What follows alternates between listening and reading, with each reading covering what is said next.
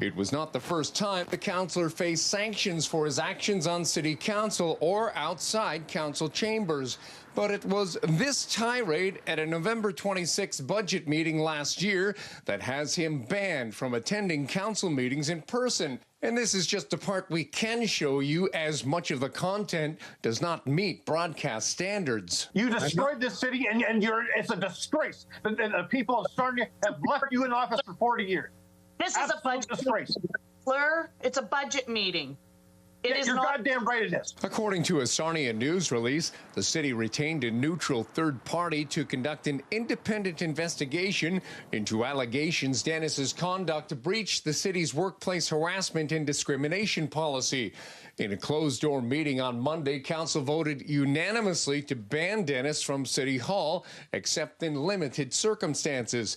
And once council returns to in-person meetings expected later this year, Dennis will only be able to take part remotely. As mayor for 36 years, I never ejected anyone from a meeting till last year because his behavior, his vulgarities, his language was so over the top, directed at citizens, at me, at other members of council, and at staff. Speaking to CTV News from a vacation cruise, Dennis says his left-wing political opponents are trying to silence him. I'm not going to sit back and say, yes, sir, I'll take that punishment kindly, sir. People in Sarnia are looking for a fighter. People in every community are looking for a fighter. They're tired of this woke nonsense. They're tired of politicians that just show up for a paycheck. The mayor says Dennis has created fear among his council colleagues. When you're receiving threats and you have a councillor saying, oh, to a member of the public, I know where you live, there's concern.